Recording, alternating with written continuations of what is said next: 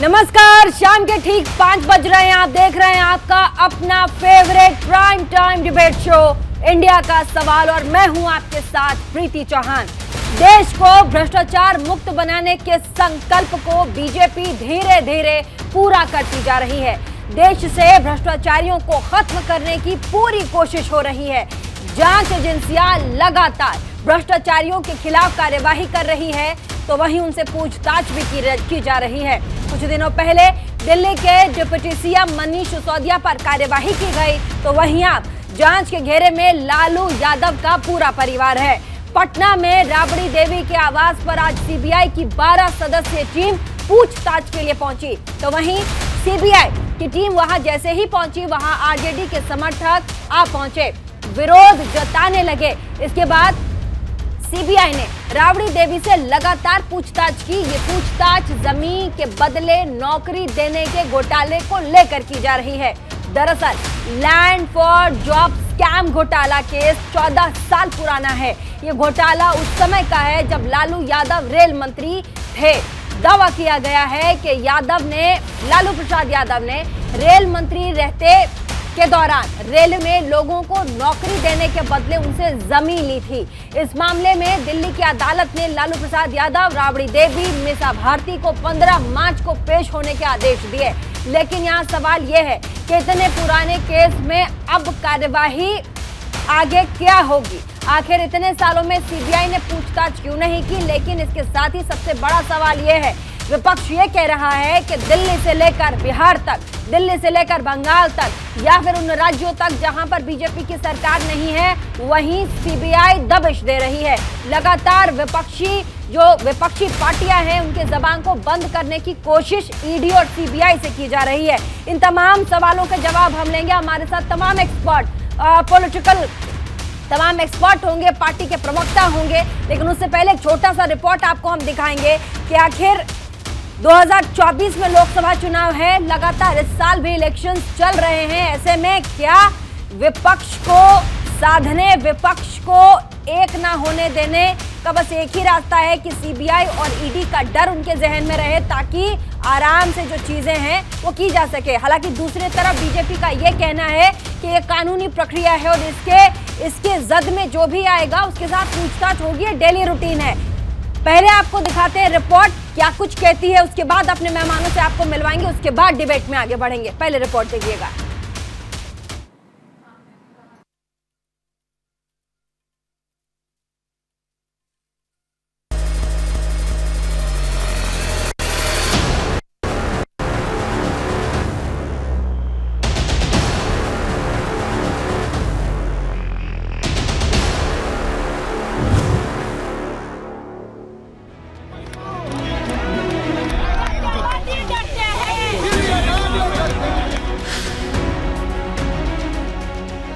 देश में भ्रष्टाचार के खिलाफ कार्रवाई लगातार जारी है।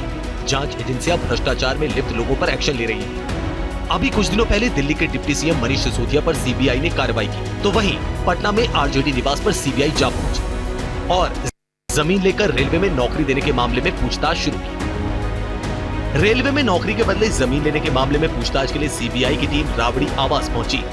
10 से 12 सदस्यों की टीम ने राबड़ी आवास पर दस्तक दी तो घर के बाहर समर्थकों की भीड़ जुट गई।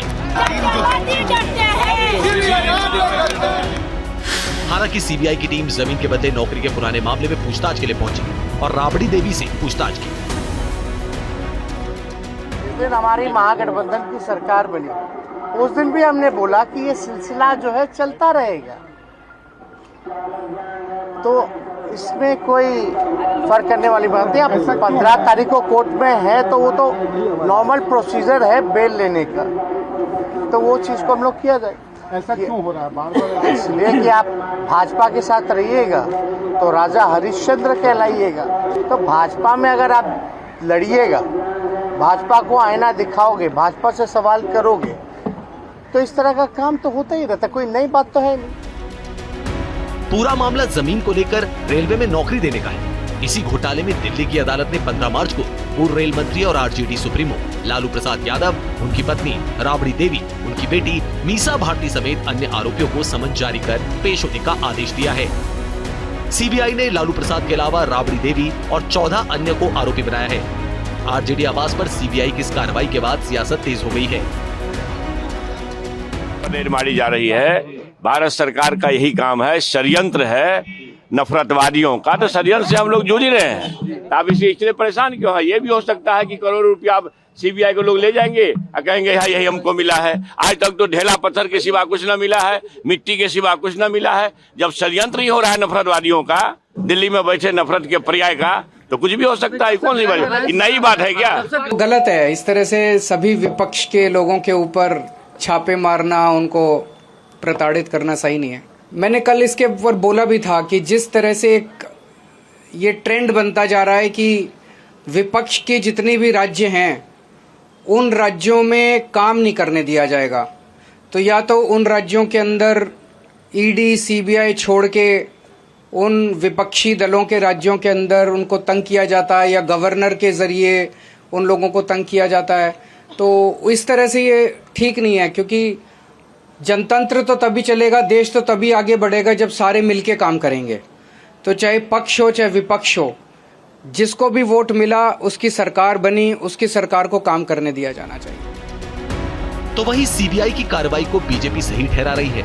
बीजेपी का कहना है कि अगर घोटाला नहीं हुआ तो डर कैसा। निश्चित रूप से देखिए, दूध का दूध पानी का पानी होता है ना जी। अगर होगा कुछ तो उनमें निकलेगा, नहीं होगा तो कुछ नहीं निकलेगा। और क्या, स्वायत्त संस्था है वो, जिस पर भी हमारे ऊपर भी वो काम कर सकता है, ऐसा कुछ भी नहीं है। लगता है कि सीबीआई का जो अब सीबीआई अगर अपना काम कर रही है तो इसमें हम क्या बोले। सीबीआई निष्पक्ष संस्था है, सीबीआई अपना काम कर रही है, जैसी करनी वैसी भरनी। आप भी गड़बड़ करेंगे तो आपके यहाँ भी आएगी, हम भी गड़बड़ करेंगे तो हमारे यहाँ भी आएगी। तो सीबीआई को अपना काम करने दीजिए। सीबीआई दूध का दूध पानी का पानी बहुत जल्द करने वाली है। किया गलत दुरुपयोग। लालू जी को कौन पकड़ के ले गया था पहले बार? भारतीय जनता पार्टी की सरकार थी क्या केंद्र में?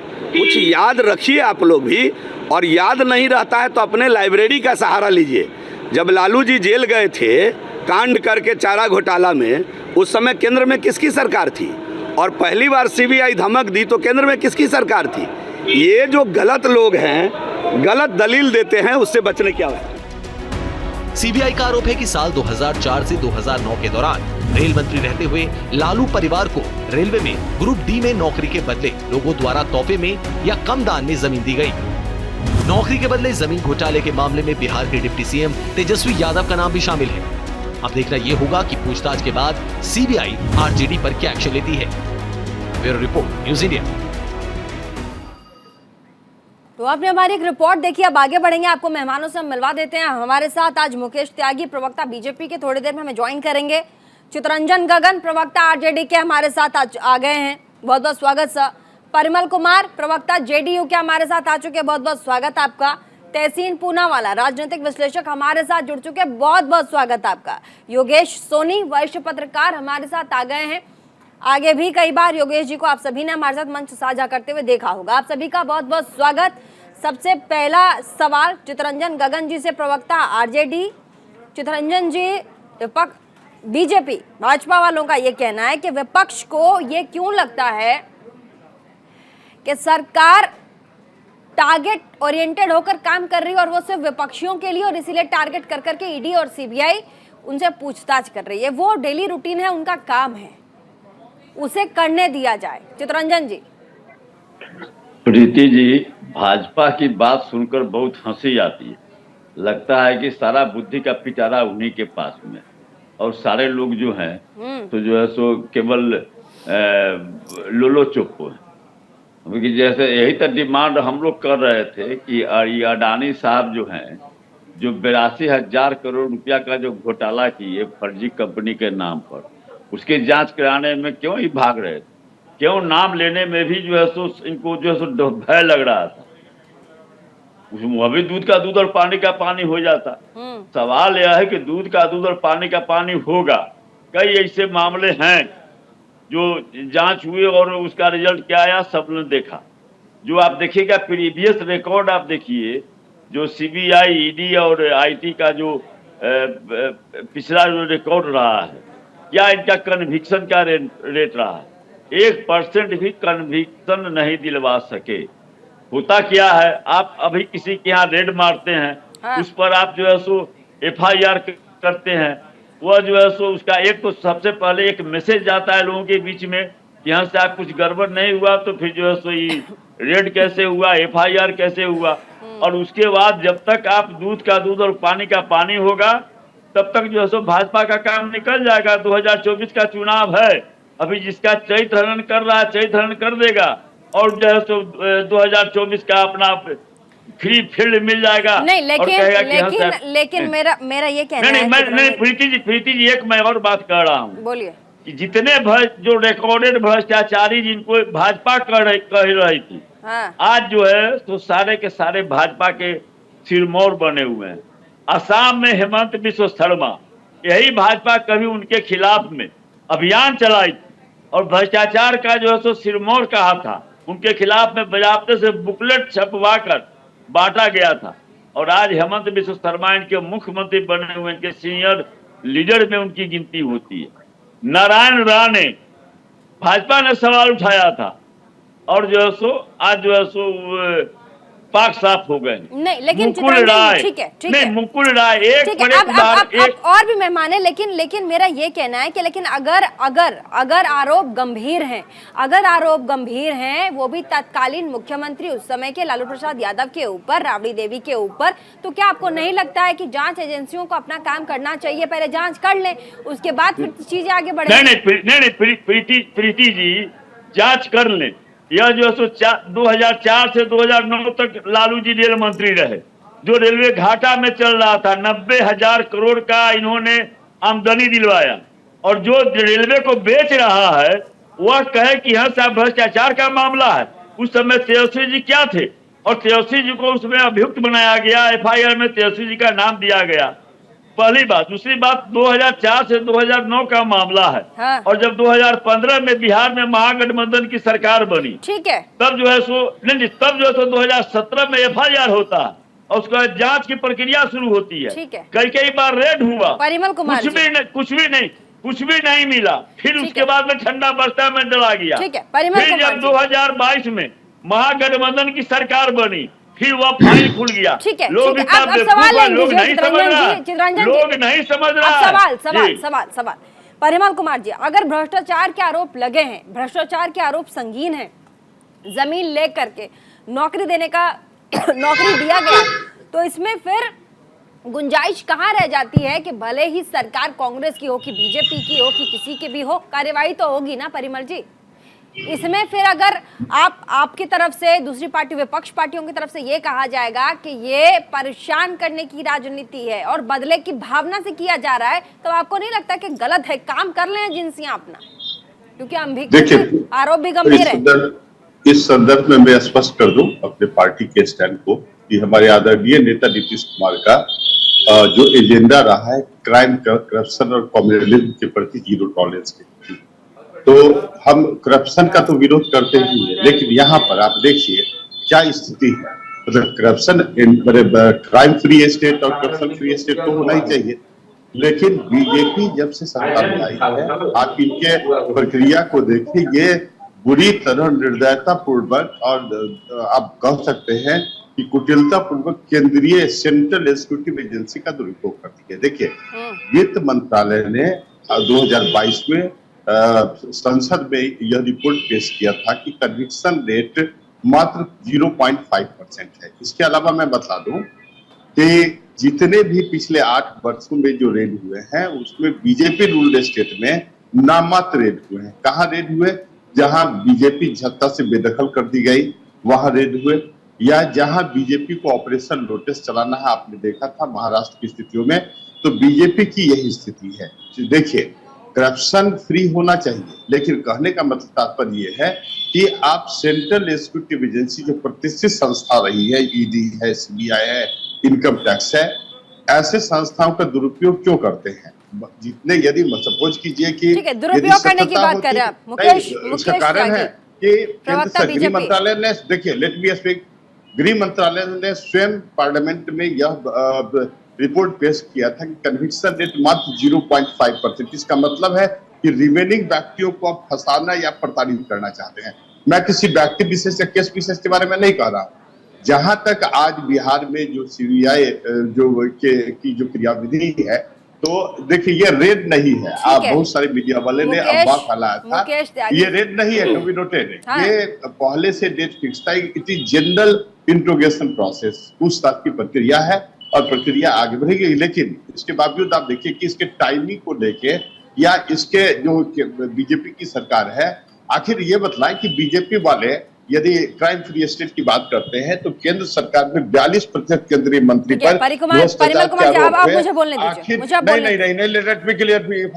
फिर आप देखिए कि बीजेपी के जो सांसद है उसमें 116 सांसद दागी हैं। आखिर बीजेपी एक केंद्रीय एजेंसी का प्रयोग वहां क्यों नहीं हो रहा है? ठीक है, तो देखिए निश्चित रूप से इन एजेंसी या क्राइम फ्री होना चाहिए, करप्शन फ्री होना चाहिए, कम्युनलिज्म में नहीं होना चाहिए। आपने सारी बातें खुद ही बोल दी। आपने कहा कि एक तो सबसे पहले रेड नहीं हुआ है, दूसरी बात की अपने विपक्षियों को राजनीतिक कार्डों से प्रताड़ित करने के लिए ऐसे केंद्रीय एजेंसी का प्रयोग करती है। इतना ही नहीं, मैं बता दूं आपको, कॉन्स्टिट्यूशनल एजेंसी का भी दुरुपयोग करने आप सुन लीजिए परिमल जी, आपने खुद कहा कि ये पूछताछ की कार्यवाही है, कोई रेड नहीं, और पूछताछ हो रही है जनरल रूटीन में। लेकिन फिर भी आप कह रहे हैं कि ये जो हमारी केंद्रीय एजेंसियां हैं, आप कह रहे हैं उनका दुरुपयोग किया जा रहा है। दोनों बातें आपने खुद कही। मैडम यदि दुरुपयोग नहीं, लेट मी, मैं हमारे साथ प्रवक्ता भी है हमारे साथ, बीजेपी के देखिए मैं स्पष्ट कर दूं, यदि दुरुपयोग नहीं है तो नॉन बीजेपी स्टेट पर ही सीबीआई मैं कह रही हूँ कि बीजेपी के प्रवक्ता से ले लेते हैं ना जवाब कि क्यों दुरुपयोग किया जा रहा है। सारी आप जवाब भी देंगे, आप सवाल भी पूछिएगा। रिपोर्ट देखें और सब प्रत्येक बीजेपी रूल्ड स्टेट में रिपोर्ट देख के ही डिबेट कर रही हूँ परिमल जी। रिपोर्ट देखने के बाद ही ये, अगर तमाम आज नेशनल चैनल इस पर डिबेट कर रही है तो हम लोग भी रिपोर्ट देख के ही पूरे भारत में डिबेट कर रहे हैं। तहसीन पूनावाला हमारे साथ राजनीतिक विश्लेषक, तहसीन पूनावाला, रूटीन जांच, बड़ा अगर संगीन गंभीर आरोप किसी पर गढ़ा जाए, संगीन आरोप अगर है तो क्या केंद्रीय एजेंसियों को यह अधिकार नहीं है कि जो शेड्यूल किया गया है टाइम, जिस डेट पे पूछताछ होनी है वो उस डेट को हो, वो पूछताछ हो, उसको लेकर के बड़ा बवंडर ना क्रिएट किया जाए? क्योंकि केंद्रीय एजेंसियां जो भी अपना ईडी, सीबीआई, इनका काम है, उन्हें अपना काम करने दिया जाना चाहिए। तहसीन पूनावाला। प्रीति जी नमस्कार, सभी आपके दर्शकों होली की शुभकामनाएं इन एडवांस। बिल्कुल, आपको भी होली की बहुत बहुत शुभकामनाएं तहसीन जी, बाकी सबको, गगन जी को भी बहुत बहुत होली की शुभकामनाएं। हमारे साथ परिमल जी हैं, उनको भी शुभकामनाएं, योगेश जी को भी शुभकामनाएं। बोलिए। Thank you.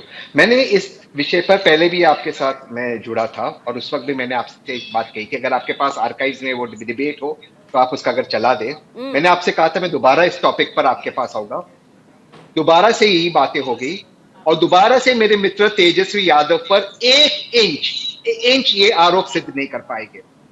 कोर्ट के जज में कहा है तेजस्वी के मामले में, कहीं आप बैठा हो, आज तक इंस्टीट्यूशन ने एक कागज ले लाया, एक लिफाफा ले लाया है कि वो इंस्टीट्यूशन है। तो उस वक्त बच्चे थे, मैं तेजस्वी की बात क्या है, भाजपा का एक प्रोपेगेंडा मशीन है। 100 करोड़ की जमीन, 200 करोड़ के फ्लैट, अरे है ना, इसी जब तो बेचे मार्केट में है आप में हिम्मत? चिदम्बरम के लिए स्विट्जरलैंड के अंदर रेस्टोरेंट है, मुंबई के अंदर नाइट क्लब है। प्रीति जी आप एक वरिष्ठ पत्रकार है, ईडी को चैलेंज देता हूं, ले जाइए आपको मुंबई, बताइए नाइट क्लब की तरह, कुछ भी प्रेस रिलीज में डाल देंगे 600 करोड़ बरामद हुआ, 100 करोड़ की जमीन बरामद हुई, होता कुछ नहीं। अब मैं आपको सरकारी आंकड़े देता हूं जो मिनिस्ट्री ऑफ होम अफेयर्स ने पार्लियामेंट में, यूपीए के समय सीबीआई की रेड हुई, ईडी की रेड हुई यूपीए वालों पर और विपक्ष पर। उस वक्त यूपीए सरकार 60% विपक्ष पर, 40% यूपीए के लोगों पर। ईडी की बराबर थी लगभग 51-49%, 51 विपक्ष। अब आते हैं 2014 में नया भारत का निर्माण करने वाले नए प्रधानमंत्री। सीबीआई का रिकॉर्ड देखिए प्रीति जी, 124 रेड होती है, 118 विपक्ष पर, मात्र 6 भाजपा के लोगों पर। ईडी, इसका नया नाम होना चाहिए बीडी, बजरंग दल, वो 115 रेड करती है। ठीक है, और 110 भाजपा के सहयोगी पर, विपक्ष पर, और भाजपा पे महज 5। एक चीज से मैं अपनी बात समाप्त करना चाहता हूं। आरजेडी के प्रवक्ता कह रहे थे हिमंता बिस्वा शर्मा, मैं उसके आगे एक बात कहना चाहता हूं। मैं आपके साथ लोगों के, आपके दर्शकों के सामने 2 नाम देना चाहता हूं, मुकुल रॉय और अजीत पवार। ये तो चमत्कार है प्रीति जी, ये चमत्कार। मुकुल रॉय टीएमसी में है, उनपे ईडी की कार्रवाई शुरू होती है। अजीत पवार एनसीपी में ईडी की कार्रवाई चालू, दोनों आते भाजपा में कार्रवाई बंद होती ठीक है, योगेश सोनी भी हमारे साथ हैं, टीएमसी और एनसीपी में, ठीक है, और कार्रवाई चालू। सीनियर जर्नलिस्ट हैं, सीनियर जर्नलिस्ट हमारे साथ योगेश सोनी जी हमारे साथ हैं। योगेश जी, आपने तहसीन पूनावाला को सुना, चितरंजन गगन हमारे साथ आरजेडी के नेता प्रवक्ता हैं, परिमल जी हैं जदयू से प्रवक्ता हैं, आपने सभी को सुना। सबका सिर्फ यही कहना है कि जो बीजेपी में उनका कहना है कि जो जांच एजेंसियां हैं केंद्र की, वो सिर्फ जहां भाजपा शासित राज्य नहीं है वहां टारगेट करने की कोशिश कर रही है। जहां पर भी भाजपा की सरकार है, आप खुद देख लीजिए, वहां किसी पर गाज नहीं गिर रही। क्या भाजपा इन राज्यों में भ्रष्टाचार नहीं कर रही है? दिल्ली से लेकर के पटना तक आप आज ये माहौल देख लो कि आप चाहे ईडी की बात कर लें या फिर आप सीबीआई की बात कर लें, जिस तरीके से लगातार 1 to 1 जैसा लग रहा हो किसी को टारगेट किया जा रहा हो, ये ऐसा माहौल बनाया जा रहा है, इसके पीछे की वजह क्या है? क्या 2024 को लेकर के भाजपा अभी से सतर्क है और उनको लग रहा है कि अब इनको एक साथ साथ देना जरूरी है 2024 के लिए? अभी ऐसा 24 वर्सेस 2000 सीबीआई लग रहा है। प्रीति, सबसे पहले तो मैं आपको ये बताऊं कि जब भी हमारे हिंदुस्तान में इलेक्शंस की बात आती है और ईडी की और ये सीबीआई की बात आती है, सबसे पहले हमें ये समझना पड़ेगा कि हिंदुस्तान जैसे देश में ऐसा शायद कोई साल खाली जाता हो जहां इलेक्शंस ना होते हो।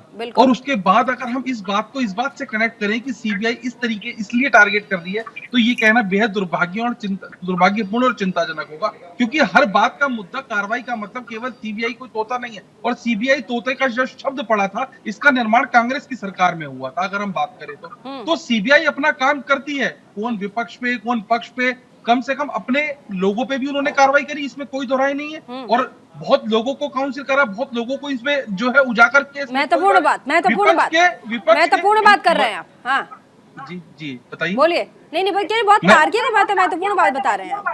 जी मैं वही बता रहा हूँ कि इस हमारे देश में हर वक्त चुनाव चलता है। अभी मनीष सिसोदिया की गिरफ्तारी 2024 से कनेक्ट करी, इसकी कनेक्ट करी, क्या घोटाला नहीं हुआ? आपको एक रिपोर्ट की जानकारी दे दी जाए, लालू प्रसाद यादव की जो संपत्ति आकी गई थी जिस समय पे ये मामला हुआ था, उससे 89% उनकी संपत्ति में इजाफा हुआ था, वो जो 1 नंबरों में कागज में दिखा पाए थे। उसके अलावा मैं एक पर्टिकुलर किसी पार्टी, किसी राज्य, किसी उसकी बात नहीं कर रहा हूं। अगर राजनेताओं की बात करें, ये धन कुबेर बन चुके हैं। इनके बच्चों की शादी में आप जाओगे या इनकी शादी में आप जाओगे तो आप ये देखोगे कि जितनी एक परियोजना बड़ी से बड़ी पूरा स्टेट सुधर सकता है, उतनी उनकी इतने बच्चों की शादियों में पैसा लगता है, लेकिन कोई कहने सुनने वाला नहीं है। हम आरोप प्रत्यारोपों पर फंसे रहते हैं, लेकिन हमें एक बात ये भी समझनी पड़ेगी, आखिर ये पैसा कहां से आता है? क्या ये फंड के रूप में दिखा पाते हैं या इन चीजों को कर पाते हैं? चितरंजन गगन भी कुछ कहना चाहते हैं आप, उसके बाद हम ब्रेक पे जाएंगे। चितरंजन गगन जी बोलिए। हाँ प्रीति जी अभी राजनीतिक विश्लेषक जो है विश्लेषण कर रहे हैं, पत्रकार हैं अभी जो कर रहे हैं, शायद ये भूल रहे हैं कि आय से अधिक संपत्ति का मामला लालू जी पर चला था। उनका रसोई घर, बाथरूम सारा का सारा खोद दिया गया और क्या निकला, और सुप्रीम कोर्ट से बाइज्जत उनको बरी किया गया है। पत्रकार महोदय और सुन लीजिए, अभी मेरी बात सुन लीजिए, आपको मैंने डिस्टर्ब नहीं किया, इसके बाद आप जवाब दीजिएगा। आप सुन लीजिए, सुन तो लीजिए। अरे सुनने का साहस रखिए, देखिए। लेकिन मैं आपकी जानकारी और दुरुस्त कर दूं, मैं आपके पहले बोलने दीजिए, पहले आप बोलने दीजिए, पहले आप बोलने दीजिए, पहले आप बोलने दीजिए, पहले आप बोलने दीजिए। पहले भाजपा के एजेंट नहीं बनिए, पहले बोलने दीजिए, पहले बोलने दीजिए। आपके साथ आप जैसे लोगों के साथ दिक्कत ये है, सुनिए, आप जैसे लोगों के साथ दिक्कत ये है कि अगर आपकी सच्चाई बता दे तो हम भाजपा के पर मत आओगे। अगर हम प्लीज, आप पत्रकार हैं, आप पत्रकार हैं, पत्रकार की गरिमा को समझिए, की दूर रोटी बना ली, पत्रकार की गरिमा को समझिए।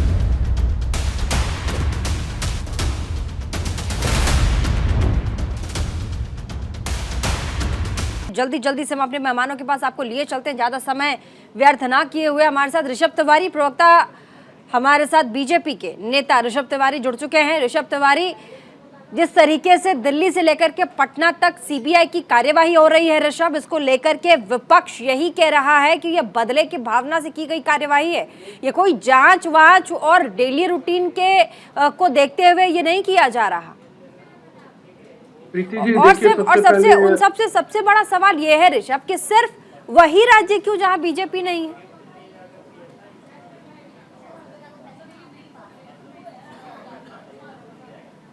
जी देखिए प्रीति जी, ये मीडिया में ऐसा दिख रहा होगा, विपक्ष को ऐसा दिख रहा होगा कि एक बदले की कार्रवाई है, लेकिन ये बहुत सारे ऐसे केसेस हैं जो पुराने एफआईआर के दर्ज पे भी छानबीन हो रही है। और दूसरा, अगर कहीं छापेमारी हो रही है या कोई एक्शन लिया जा रहा है तो चीजें निकल कर भी तो आ रही है। ऐसा तो नहीं है कि ईडी के हाथ कुछ नहीं लग रहा हो। कई बार हमने देखा है कि चीजें इम्प्लीमेंट हो रही हैं। और दूसरी बात, मुझे कहीं जाना था, मैं अचानक से बैठा हूँ तो पूरी आज के विषय पे लेकिन जो ईडी को लेकर सवाल आपने पूछा है उस पर मैं स्पष्ट कर दूं कि कोई भी बदले की कार्रवाई हम नहीं करते।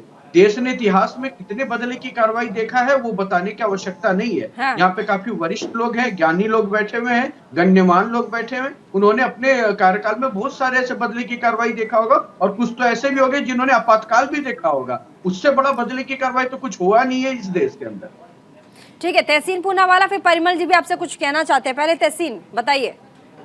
देखिए प्रीति जी, जब भी आपके शो में मैं आता हूँ हमेशा प्रिपेयर्ड होते आता हूँ। मैं नहीं सोचता हूँ कि इतने बड़े शो में बिना प्रिपरेशन क्या होना चाहिए।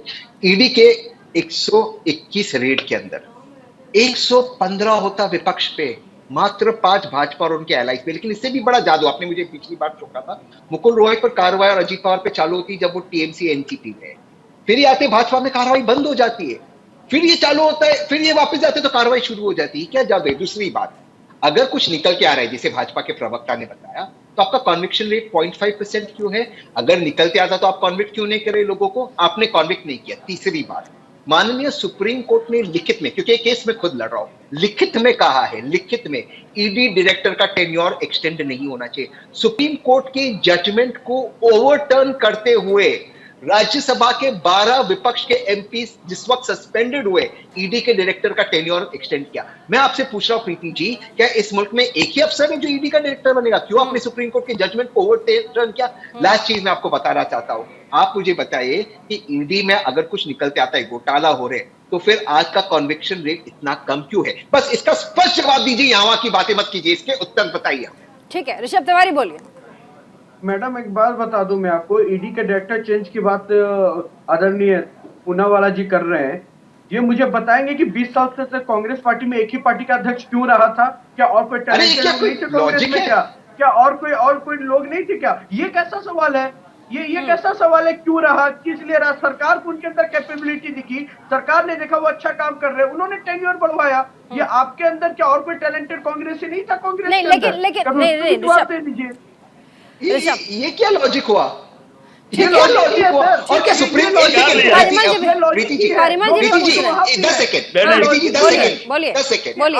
आधार से लॉजिक डिसाइड? ऋषभ भाई 10 सेकंड, ऋषभ भाई मैंने आपकी बात सुना, वो डिसाइड नहीं होगा। एक सेकंड ऋषभ भाई, सुप्रीति जी, क्या सुप्रीम कोर्ट का कोई जजमेंट है कि सोनिया जी को नहीं बनना चाहिए था अध्यक्ष? कोई जजमेंट है? सुप्रीम कोर्ट का रिटन जजमेंट था कि इस व्यक्ति को कंटिन्यू नहीं करना चाहिए। क्या आप एक, अरे सर रुकिए ना, बीच में क्यों बोल रहे हैं? क्या आप एक पॉलिटिकल पार्टी के अध्यक्ष को एक ईडी के डायरेक्टर से कंपेयर कर सकते हैं? ये क्या लॉजिक है? कुछ भी आकर नेशनल चैनल पे बोलना चाहिए, ये कोई लॉजिक है क्या? ये पत्रकार भाई साहब कैसे हो गए लॉजिक सुन? भाई भाजपा का तो अनुसांगिक संगठन है ना, लॉजिक बोल रहे हैं। बोलने के लिए कुछ भी परिमल जी हाथ उठा रहे। परिमल जी कुछ कहना, ऋषभ तिवारी आपसे परिमल जी कुछ पूछना चाह रहे हैं। एक बार परिमल जी बोल लें और जरा आप अपनी आवाज थोड़ी तेज रखिएगा, बहुत कम आ रही है ऋषभ तिवारी आपकी आवाज। परिमल जी पूछिएगा। देखिए, ऋषभ तिवारी जी को राजनीतिक ज्ञान नहीं है, न तो इनको कुछ लीगल जानकारी ही है। मैं आपको स्पष्ट कर दूं कि बीजेपी की क्या डरावनी नीति है। जब इनके पास जवाब नहीं होता है तो मैं बता दूं, सुनिए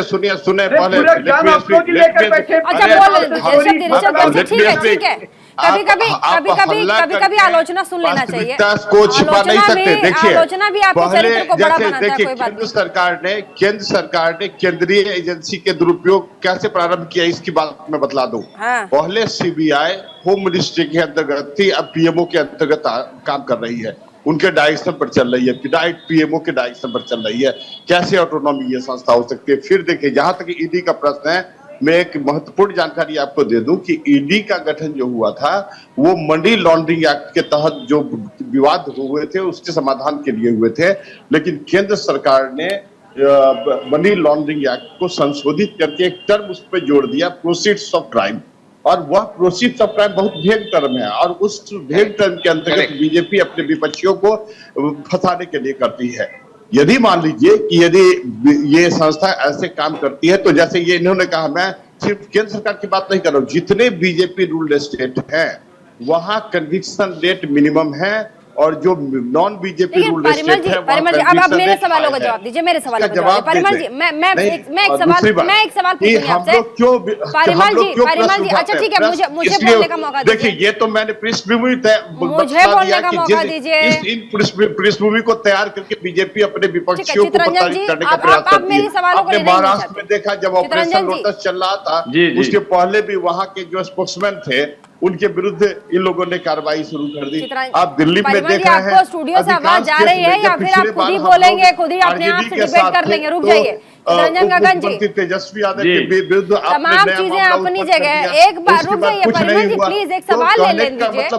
परिमल कुमार जी, एक जब से बिहार में महागठबंधन की सरकार का गठन हुआ, बीजेपी छटपटा गई है और तरह तरह का परिमल कुमार जी, आपको मेरी आवाज आ रही है? आ रही है? बस रुक जाइए थोड़ी देर। गगन, चितरंजन गगन जी, जानने दीजिए, ये लोग भ्रम फैलाने का प्रयास करते हैं। अब 2024 तक ये इसी तरह। क्या कांग्रेस के समय में ईडी और सीबीआई काम नहीं करती थी? राइट, कॉन्स्टिट्यूशनल इन एजेंसियों को देखिए, अभी जो इलेक्शन कमिशन का, अरे परिमल जी रुक जाइए, और भी मेहमान है, कहा कि आपको आप अपने साथ डिबेट करेंगे क्या? रुक तो जाइए। भयावह स्थिति है परिमल जी, लोकतंत्र को मत दबाइए, लोकतंत्र को आप सप्रेस नहीं कर सकते हैं। ये लोकतंत्र है तभी तो डिबेट हो रहा है। परिमल जी, इतना तो आप भी समझे कम से कम। चितरंजन जी, अब ये हमारे साथ वरिष्ठ पत्रकार हैं योगेश जी, उन्होंने कहा कि देखिए, आप टाइमिंग को लेकर के या फिर जिस तरीके से चीजें बदल रही हैं, या फिर बार बार ये सवाल पूछा जा रहा है कि जहां पे भाजपा नहीं है उन्हीं राज्यों में ये कार्यवाही क्यों की जा रही है, ये सवाल मुझको लगता है अपने आप में, जैसा उनका कहना कि ये गलत है।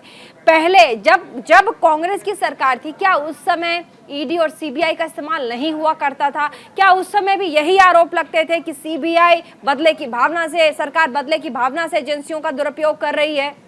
चितरंजन गगन जी, वैसे सवाल बहुत जेन्युइन है। नहीं, प्रीति जी, पत्रकार महोदय जो सवाल उठाए, हमको बड़ा माने हंसी भी आई उनका सवाल सुनकर। क्यों ऐसा? कि हाँ, शादी नहीं सुन लीजिए, कि शादी में जो है विपक्ष के नेता ऐसे खर्च करते हैं। लगता है कि भाजपा के नेता जो है ना, भाजपा के नेता जाके मंदिर में शादी कर रहे हैं, पहली बात। दूसरी बात, शायद पत्रकार जी ने नहीं देखा है कि हर जिला में भाजपा का 7 स्टार ऑफिस बन गया।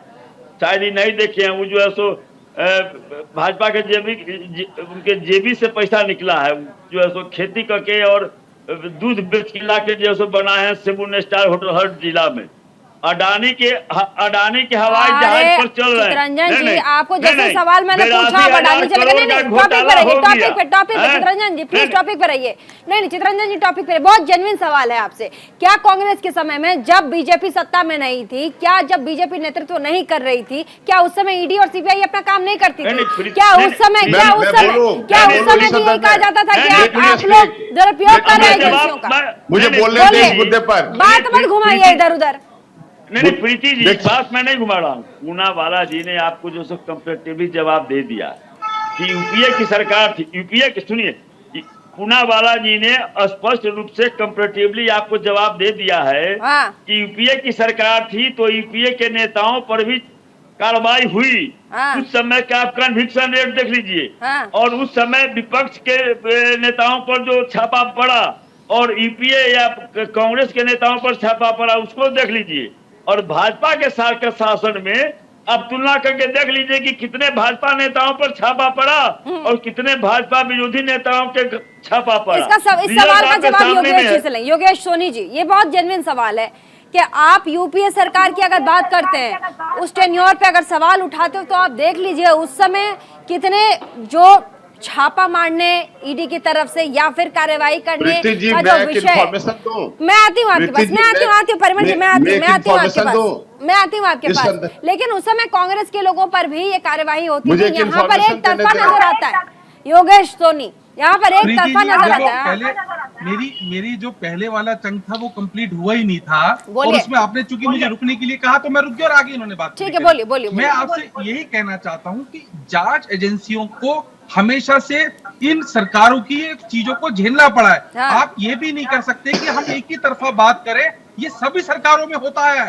क्या ये पिछले कालखंडों में नहीं आया या ये अब नहीं होता है? मैं ये नहीं कहता कि कोई दूध का धुला हुआ है, और मैं इस बात को हमेशा से कहता आया हूं कि जांच एजेंसियों को स्वतंत्रता के साथ काम करना चाहिए। हाँ। यदि यही हाल रहा हाँ। और सरकारें जब बदलेंगी तो देश में राजनीति नहीं होगी, देश में केवल इस तरीके का माहौल फैल जाएगा, इस तरीके की स्थिति पैदा हो जाएगी कि जिसकी लाठी उसी की भैंस, बिल्कुल। और इसका दुरुपयोग कहीं ना कहीं बिल्कुल। ये हमारे आने वाले लोकतंत्र के लिए खतरा बन सकता है। इसी बारे में हमेशा कहता हूं कि हमेशा बात पूरी सुनो, समझो। और जो मेरी शादी में नेताओं की बात थी वो किसी पक्ष या विपक्ष की बात नहीं थी, ये बात थी कि राजनेताओं की शादी में देख लो तो 100 200 250 300 करोड़ रुपए की शादियां होती हैं। तो मैं आपको ये बताना चाहता हूं प्रीति कि हाल ही की जो स्थिति है, इस स्थिति को हम इतनी नकारात्मकता में ले रहे हैं क्योंकि सामने विपक्ष पे ये मुद्दा बैठा है। यही सरकार में होते 11 साल पहले की बात है, मोदी ने भी इस बात को कहा था कि केंद्र सरकार सीबीआई का मिसयूज कर रही है। ये बात पहले से हमेशा से चलती आई है। जो विपक्ष में है वो हमेशा यही कहते आए कि सीबीआई दुरुपयोग कर रही है। इसका मतलब तो करना इसका पड़ेगा। मतलब तो ये है, इसका मतलब तो ये है कि सीबीआई मिसयूज करती है। इसका अर्थ तो यही है कि जो भी केंद्र में है वो सीबीआई का मिसयूज कर सकता है, और वो कर रहा है। तहसीन पूनावाला। लेट मी स्पीक, मैं बोलूं। देखिए जो पत्रकार भाई साहब ने कहा बिल्कुल सही। उन्होंने कहा कि कोई भी केंद्र में इसका दुरुपयोग कर सकता है। इसका एक सोल्यूशन में देता हूं और एक चीज आगे की बात करता हूं। सोल्यूशन ये है कि सारी एजेंसीज को इंक्लूडिंग आईबी और रॉ, ये सरकार के नीचे नहीं, पार्लियामेंट के नीचे होनी चाहिए। मैच्योर डेमोक्रेसीज में वो पार्लियामेंट्री कमिटीज को आंसरेबल होनी चाहिए, और वो पार्लियामेंट्री कमिटी हेड करना चाहिए सीनियर ऑपोजिशन लीडर, तब जाके लोकतंत्र और भी मजबूत होगा। दूसरी चीज कहते हैं, मैं अपनी बात समाप्त करूंगा, आंकड़े तो मैंने आपको दे दिए। यूपीए और एनडीए के दौरान लगभग 16 रेड यूपीए एनडीए वालों पर हुई थी, 14 यूपीए पर ईडी की, और ईडी की इस वक्त हुई है 115 विपक्ष पर और 5 भाजपा पर। लेकिन उससे आपकी बड़ी बात करते हैं, मैं अपनी बात समाप्त करता हूं ईडी को लेकर। देखिए ईडी 1999 में यूनाइटेड नेशन में, हम सब जानते हैं यूनाइटेड नेशन में एक बात हुई कि हर लोकतांत्रिक मुल्क एक बॉडी लगाए ड्रग लॉन्ड्रिंग और ड्रग को लेकर, मनी लॉन्ड्रिंग को लेकर। 2002 में वाजपेयी जी ने इसका कानून बनाया, ईडी का गठन किया। 2005 में यूपीए की सरकार ने इसको नोटिफाई किया। 2008 में कुछ अमेंडमेंट्स आए। आप जानते हैं प्रीति जी, जो 2018 के अमेंडमेंट्स मोदी जी ने लाए, 2018 के अमेंडमेंट, बहुत जरूरी बात है, सुनिए। इसे उन्होंने मनी बिल करके प्रस्तुत किया लोकसभा में, यानी कि राज्यसभा में उनको पास नहीं करना पड़े क्योंकि नंबर्स नहीं थे। लेकिन इस बिल के तहत जो 2018 के अमेंडमेंट्स है, कॉपीराइट एक्ट ईडी में आती। यानी प्रीति जी, अगर सरकार चाहे, वो आपको, अगर गलती से मेरा मोबाइल में कोई गाना बज गया, कॉपीराइट के तहत आपको और मेरे को अरेस्ट कर सकते हैं ईडी के नीचे। ये सोचे किस तरह के प्रावधान लाए। ये प्रावधान, इंटेंट ऑफ द एक्ट क्या था? Money laundering through drug. उसमें प्रावधान हुआ टेररिज्म। इन्होंने कॉपीराइट को लाया है, आप सोचे, और इसे राज्यसभा से पास नहीं किया। प्रीति जी, ये सरकार ईडी का दुरुपयोग कर रही है। अगर मेरी कोई भी बात गलत हो, यहाँ पे वरिष्ठ लोग बैठे, मुझे फैक्ट चेक करें। मैं दोबारा से कह रहा हूं, सुप्रीम कोर्ट ने रिटन जजमेंट में कहा करंट ईडी डायरेक्टर का टेन्योर नहीं बढ़ना चाहिए। सरकार ने रिटर्न में कहा हम इससे मानते, और जाके पार्लियामेंट में अमेंड किया। ठीक है, परिमल कुमार, कोई उत्तर नहीं दिया। परिमल जी को बोलने दीजिए, कुछ कहना चाहते हैं, जल्दी से बोलिएगा परिमल जी, उसके बाद ऋषभ तिवारी से जवाब लेंगे। चलिए बोलिए। देखिए केंद्र सरकार ने संसद में हलफनामा पेश किया और स्पष्ट किया कि बीजेपी के शासनकाल के दौरान भारत में ऐसे एजेंसियों, ईडी, इनकम टैक्स और जो ये सीबीआई है, इसके प्रयोग में 10 to 12% की वृद्धि हुई, और जो वृद्धि हुए हैं उसमें लगभग 99% अगेंस्ट जो बीजेपी से अलग जो पार्टियां हैं उसके विरुद्ध ये प्रयोग कर रहे हैं। तो एक तो कि केंद्र सरकार स्वयं स्वीकार कर चुकी है कि ये बड़े पैमाने पर इसका दुरुपयोग कर रही है। जहां तक पत्रकार महोदय का प्रश्न है, पत्रकार महोदय इस प्रकार स्टेटमेंट दे रहे हैं, मैं आपको बतला दूं। देखिए, अभी जो world press freedom index report 2022 आया, उसमें भारत को मीडिया कर्मियों के लिए सबसे खतरनाक बात बतलाई गई थी, और इसी के कारण शायद हमारे पत्रकार बंधु जो हैं वो बीजेपी की भाषा बोल रहे हैं। देखिए, एक्चुअली मीडिया को तो निष्पक्ष होना चाहिए और वास्तविक स्थिति देखिए को पत्रकार सामने लाना बंधु चाहिए। जो बोल रहे हैं निश्चित उनका रूप से। निजी जवाब है उनका निजी नहीं, जवाब नहीं, जिस तरह वो है। हम बोल लोग रहे बैठ हैं के यहाँ कि डिबेट कर रहे हैं, like तमाम कि नेशनल BJP चैनल में जो डिबेट है उसमें तमाम पत्रकारों को आप ऐड नहीं कर सकते। माफ कीजिएगा, माफ कीजिएगा परिमल जी, नहीं उनका निजी बयान है, योगेश जी का निजी बयान है, तमाम पत्रकारों को आप इसमें जोड़ नहीं सकते, वरना नेशनल चैनल पर होता ही नहीं डिबेट। मैं यहाँ कर रही हूँ ना सर, आप बैठे ना मेरे टेलीविजन पे, आज मेरी डिबेट में आप बैठे हैं ना, डिबेट का टॉपिक क्या है, क्या टॉपिक है परिमल जी बताइए, क्या डिबेट का टॉपिक है बताइए। लेकिन जैसे फर्स्ट प्रीति जी आपने भी स्टार्ट जब किया तो कहा नहीं, मैंने यही कहा कि दिल्ली से लेकर के पटना तक, दिल्ली से लेकर के पटना तक हाहाकार है विपक्षों का। फ्री स्टेट के पैरामीटर में क्या ऋषभ तिवारी जी लगातार आरोप पे आरोप कहा जा रहा है, दिल्ली से लेकर पटना तक क्या 116 बीजेपी के सांसद शामिल नहीं होते? ईडी और तमाम एजेंसियों ने, सीबीआई ने जीना मुहाल किया हुआ है। परिमल जी आप तो एक तो सुनते नहीं है, पता नहीं लगता आपकी पार्टी का भाषण चल रहा है, आप रुक तो जाइए, सवाल तो ले लीजिए। नहीं तो हाँ बताएं। मैं कुछ कह रही हूँ, आप भाषण दिए जा रहे। सर ऐसे नहीं होता ना डिबेट, आप अपने आप लग रहा है आप किसी को संबोधित कर रहे हैं।